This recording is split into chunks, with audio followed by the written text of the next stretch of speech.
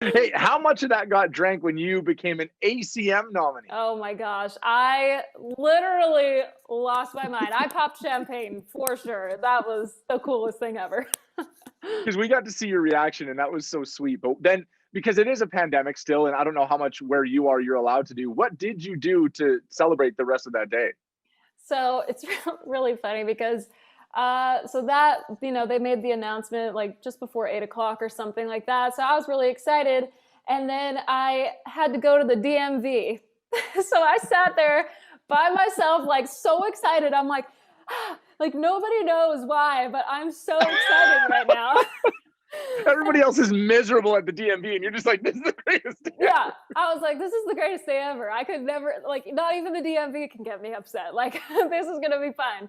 So, yeah, that was what I did immediately after. But then that night, definitely popped some champagne and got to celebrate a little bit. Who was the first call after you got the ACM nom? Who was the first call that you made? My parents, I FaceTimed my mom first. And I was just like, I mean, she had no clue that this was even going to happen. Like, I don't even think she knew that it was like airing that morning. So, yeah, I was extremely excited to be able to tell her that and to see her reaction and talk to my dad too. He was like super excited, and all my siblings and friends back home. Everybody was just like, "Oh my gosh, it's happening." Did they just do like a big town of Weyburn socially distant Zoom so you could just talk to everybody at that point? I wish.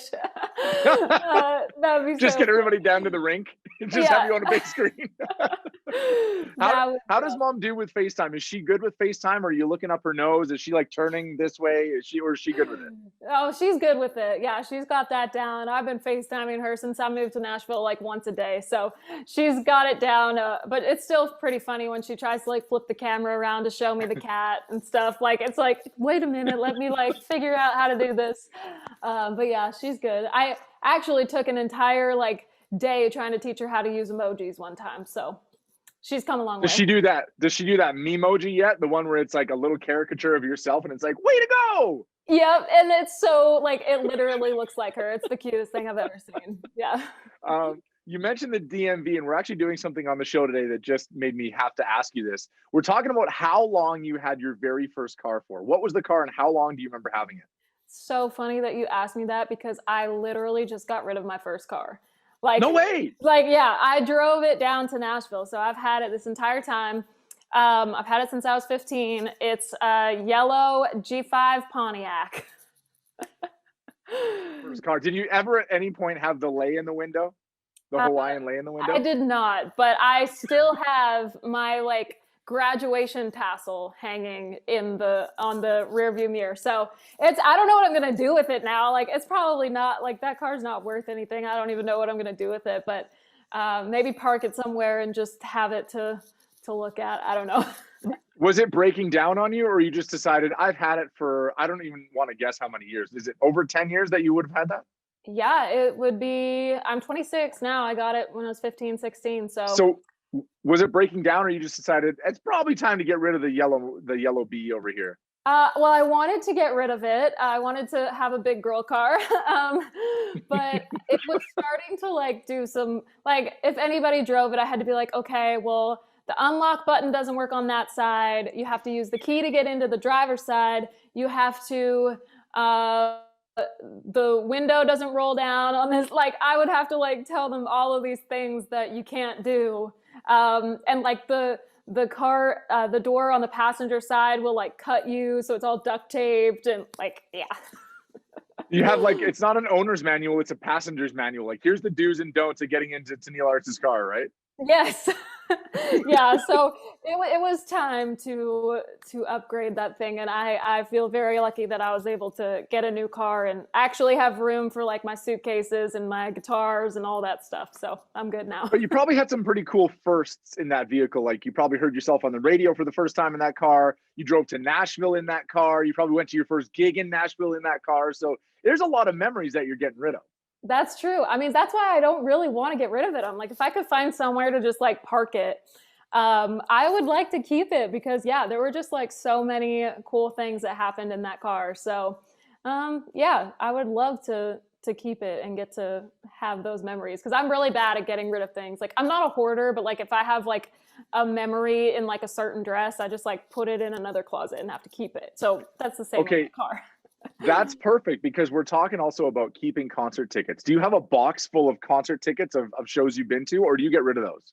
I have wristbands and concert tickets and lanyards.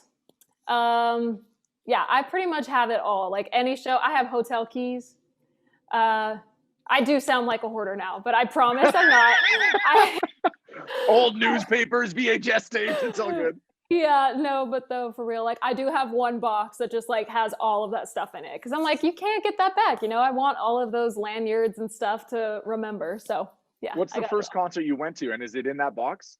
The first concert I ever went to was back in 2003, 2004. I'm not sure, but it was the Wilkinsons. So awesome. Yeah. And do you still have that ticket in that box? I did doubt it. Maybe my mom probably has it in like, you know, she has little baby books for us for like every single year of our lives. So she probably has it somewhere. What do you remember from that Wilkinson show? This is so crazy because I literally remember like where we were sitting, like kind of up on the side. I think it was in Estevan or something like that. And I remember watching the concert thinking like, I would rather be up there than sitting out here right now. Like I had that thought as like a very young girl. So I just remember thinking that, sitting there being like, this is really fun, but I bet it'd be more fun up there. And now all these years later, obviously you're living your dream, and it's so cool to me that I've gotten to see all these different steps and levels and climb and climb and climb. And what I love most is I follow all the American charts, and I get updates where it's like, Tenille Arts, somebody like that is now, you know, top 15, and I'm freaking out. I'm like, this is so crazy. Yeah, I'm freaking out right now. Like I can't even believe that that's real. And I keep like refreshing the chart, being like, is this like actually where we are? Like, I think we're at number 8 now or something like that. And I'm just like, I mean, we found out that, when we hit top 10, we broke the record for the highest charting, female produced song in the US. So I was just like, dang, okay, like this stuff is really happening. And yeah, we were also took us 58 weeks to get to number 10. I was gonna say, it's fun for us as an audience to know where it's at, but in the background, I always know like that song's been out a while, and the journey that it takes to get to that place. How long since you recorded it and now it's finally, you know, top 10 in the US?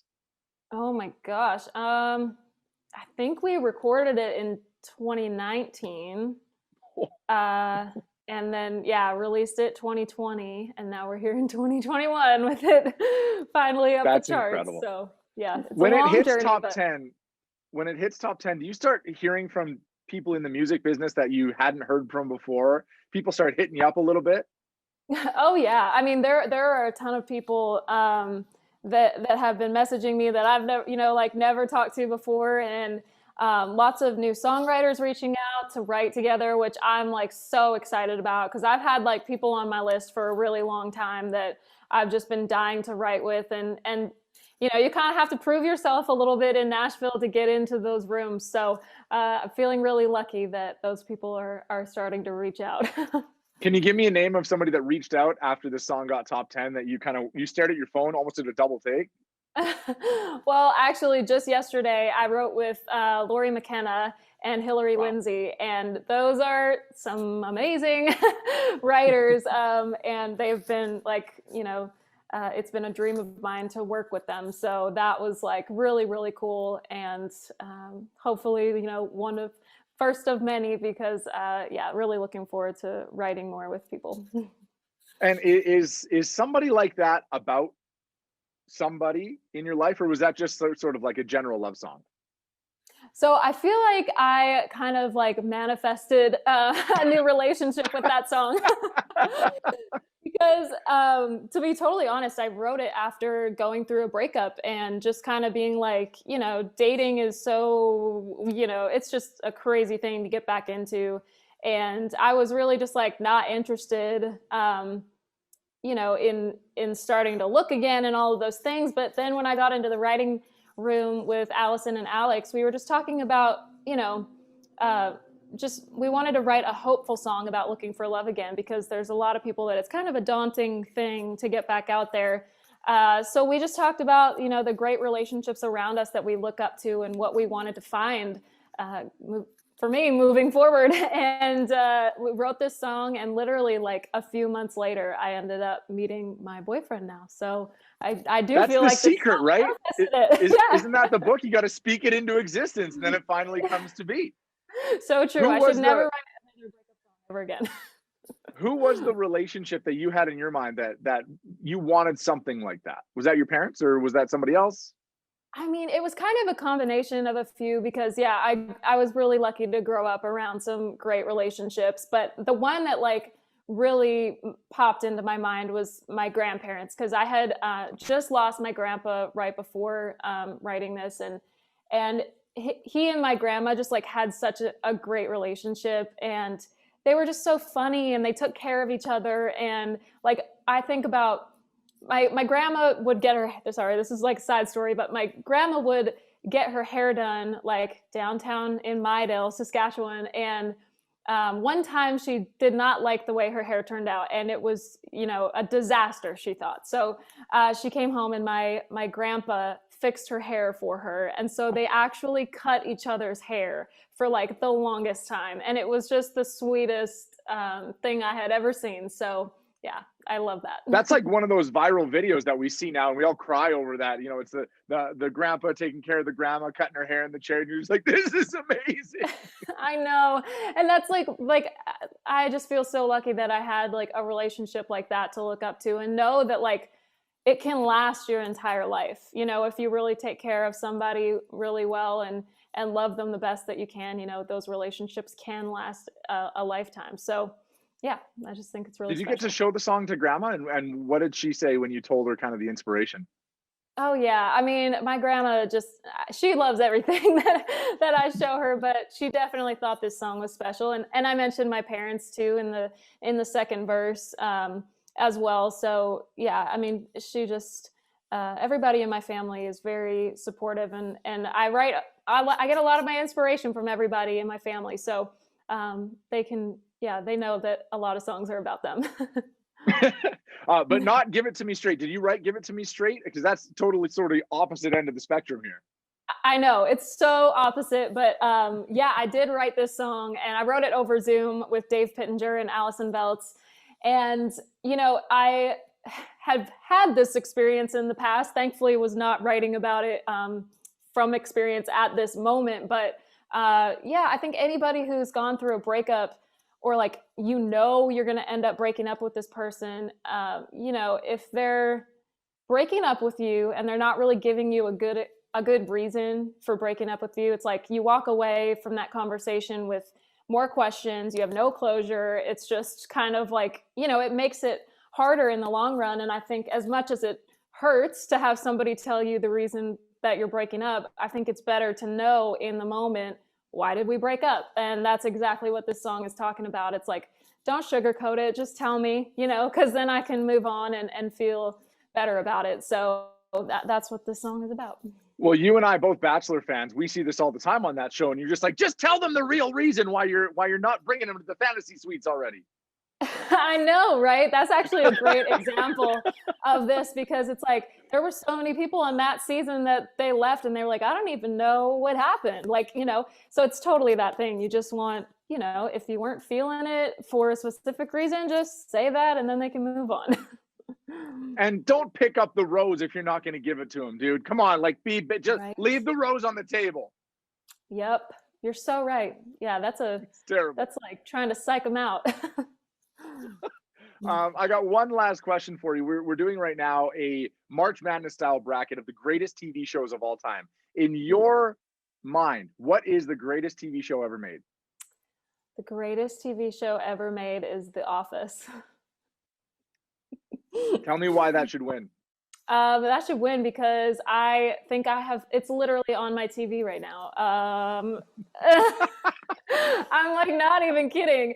I absolutely love this show. I could rewatch it hundreds of times. You catch new jokes and new things every time. Like, I just think it's just one of those shows that it caught on for a reason. It's like you are so invested in every single person. I love it. What is your favorite episode of The Office? Probably Jan's dinner party. It's the best one. It's so uncomfortable. The wall-mounted TV, the ossobuco, it's everything about it it's perfect. Yeah, the song by her assistant. Yeah. Oh my gosh. It's like my boyfriend actually can't watch it. He says it's too cringy. Like he gets like so uncomfy, but like I'm typically a very like uncomfortable person. So watching other people be uncomfortable makes me feel better. So hey, we're all in this together. It's great. Yeah. I love it. Well, I appreciate your time, buddy. Continued success. I know all amazing things are coming for you. It's just going to keep doing this. So thanks for catching up and all the best with what's to come. Thank you so much. I appreciate it. And hopefully see you in person soon. We're hoping. We'll see you later. Thanks.